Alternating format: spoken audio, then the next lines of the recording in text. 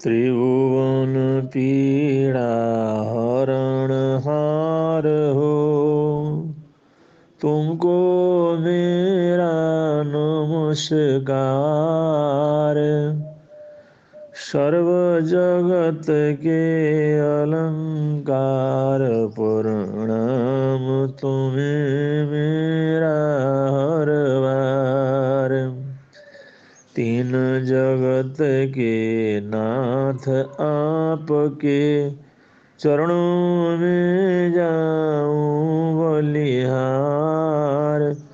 भवसागर के शोषण करता, तुमको वंदन बारंबार।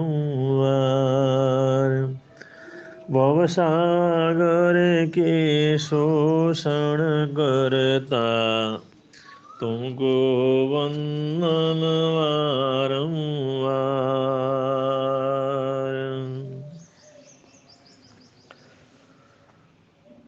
मनुष्य कभी कभी सफलता के शिखर के ऊपर पहुंच जाता है,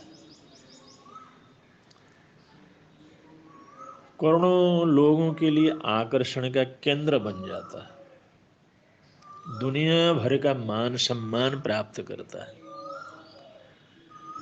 लोग तरसते हैं, काश हम इन जैसे बन जाते हैं। उनसे जैसे बनना क्या, उनके संपर्क में आ पाते हैं।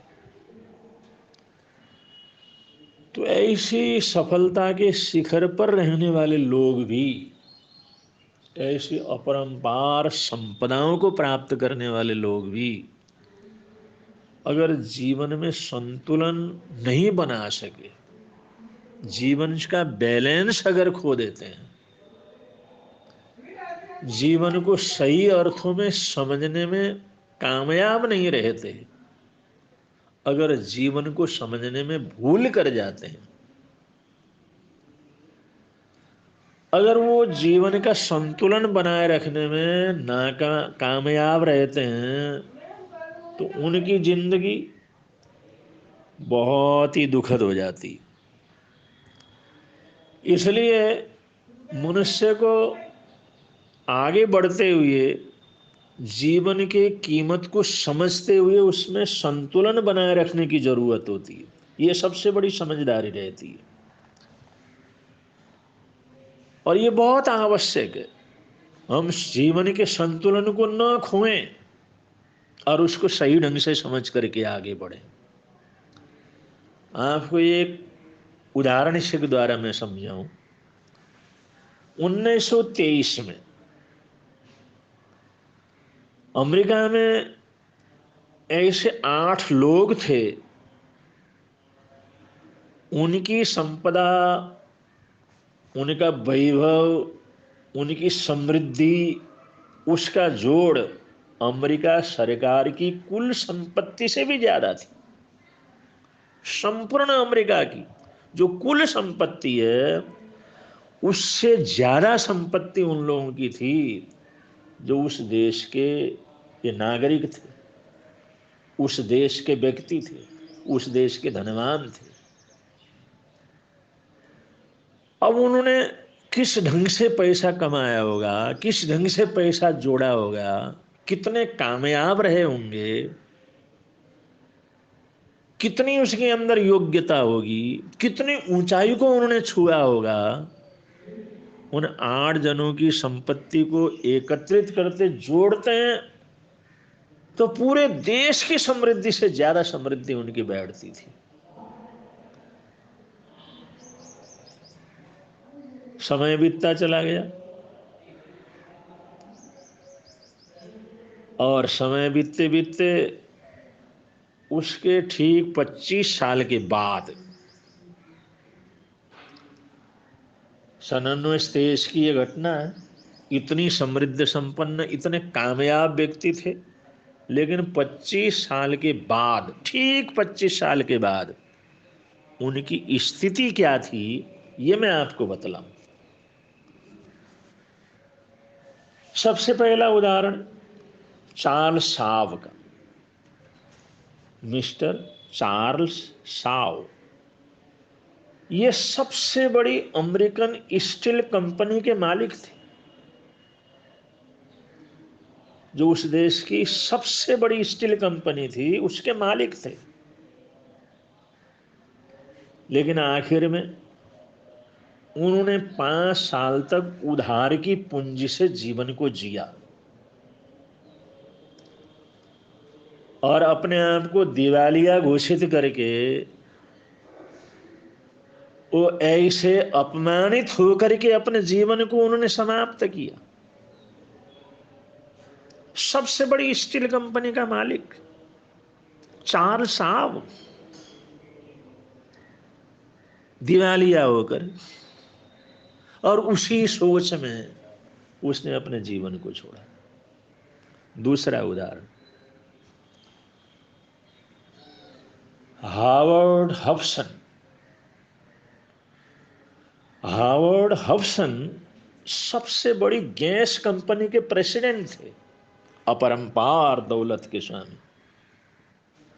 सबसे बड़ी गैस कंपनी, उसके प्रेसिडेंट, वो आखिरी समय के अंदर पागल हो गए, बिल्कुल पागल, दिमाग उनका पूरा खत्म हो गया।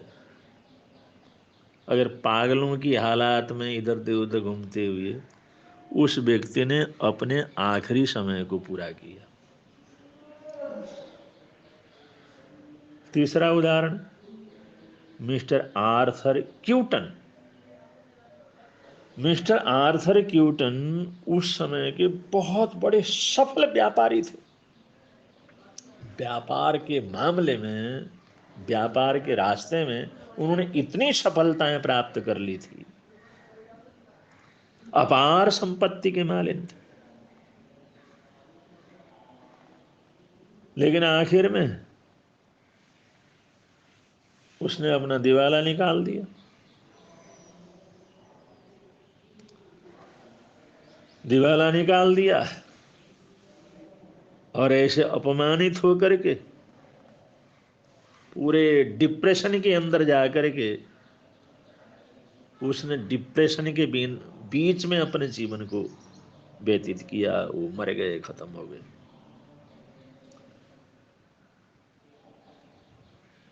और बताओ,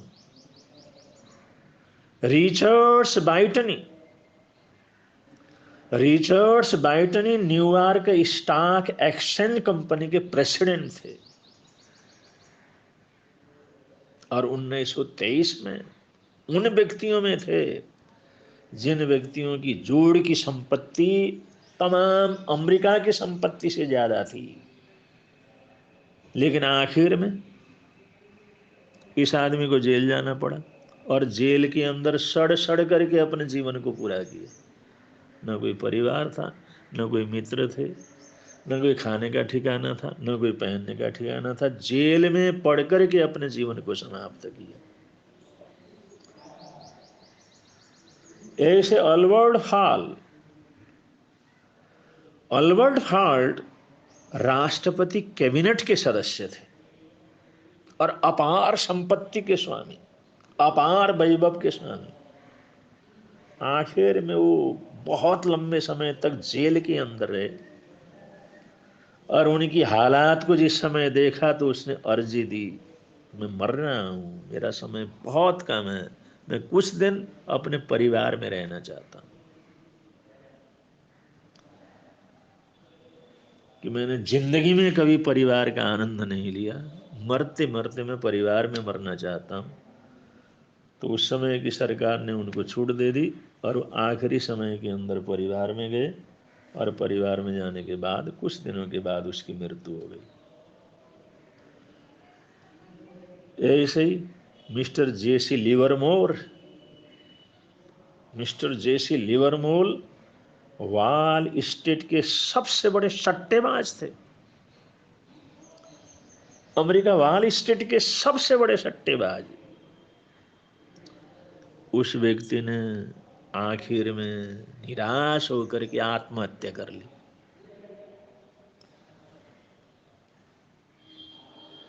और आत्महत्या तो तड़फ तड़फ के ही आत्महत्या की जाती है। आत्महत्या कर ली उस व्यक्ति ने। Mister Ivar Kreuger. Mister Ivar Kreuger दुनिया के सबसे बड़े एकाधिकार मोनोपोली के प्रेसिडेंट थे। सबसे बड़े एकाधिकार, सबसे बड़े मोनोपोली के प्रेसिडेंट। उस व्यक्ति ने भी आखिरी समय में, ये सब प्रेसिडेंट था उसके 25 वर्ष के बाद, उस व्यक्ति ने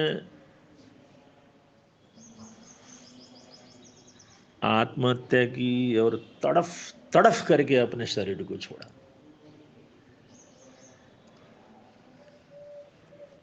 फिर और घटना एक बतलाते हैं।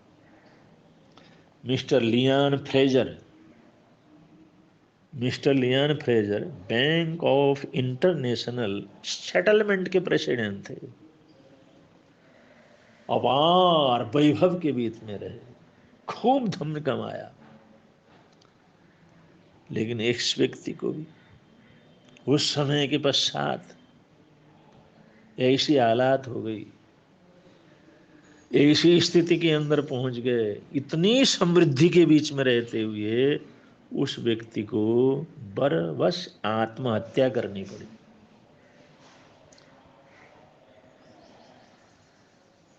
तो उदाहरण के लिए और भी बहुत उदाहरण हो सकते हैं।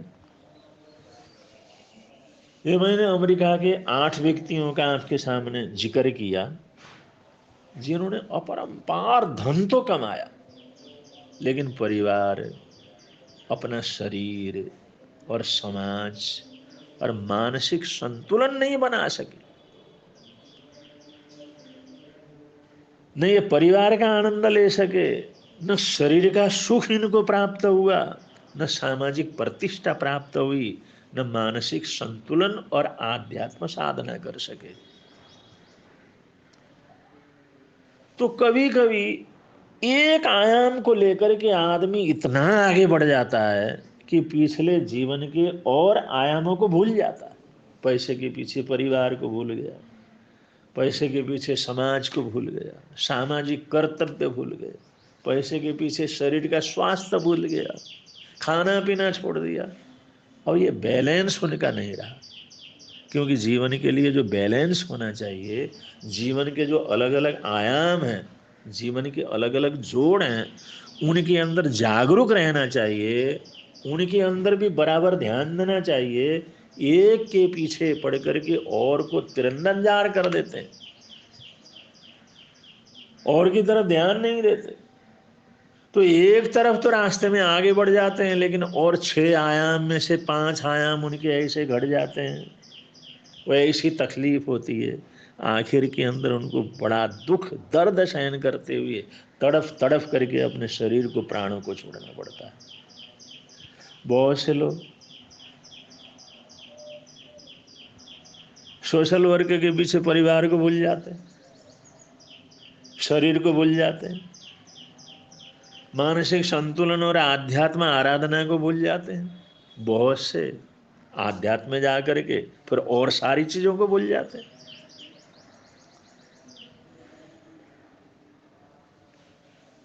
और जो जीवन में जो समग्र सुख जिनको मिलना चाहिए, हर आयाम का आनंद उनको प्राप्त होना चाहिए, वो प्राप्त नहीं होता। हर आयाम का जो सहयोग उसको मिलना चाहिए, वो सहयोग नहीं मिलता। जीवन में उन सभी चीजों की जरूरत पड़ती है, आवश्यकता पड़ती है, जो जीवन के निर्माण के सहायक है। उसमें पारिवारिक संबंधों की भी जरूरत पड़ती है, और शारीरिक स्वस्थता की भी जरूरत पड़ती है, सामाजिक लोगों का सहयोग की सद्भावना की भी जरूरत पड़ती है, आध्यात्मिक साधना की जरूरत भी पड़ती है। लेकिन एक के पीछे औरों को भूल जाना, नजरअंदाज कर देना, एक को महत्व देना और दूसरे को नजरअंदाज कर देना, इससे बैलेंस बिगड़ जाता है। और उस जीवन का बैलेंस बिगड़ गया तो उनको आत्महत्या ही करनी पड़ती है, दिवाला निकालना पड़ता है और अपने जीवन को जीवन की दुर्गति उनकी हो जाती है। इसलिए ऐसी प्रवृत्ति से अपने आप को बचाने की जरूरत है। ऐसे बचाएंगे तो यहाँ भी आनंद रहेगा, बैलेंस बनाए रखेंगे तो यहाँ भी आनंद रहेगा, आगे भी आनंद रहेगा। इन्हीं मंगल कामनाओं के साथ आज के वक्तव्य को यहाँ पर विराम दे रहे हैं। बोलिए भगवान महावीर स्वामी की जय।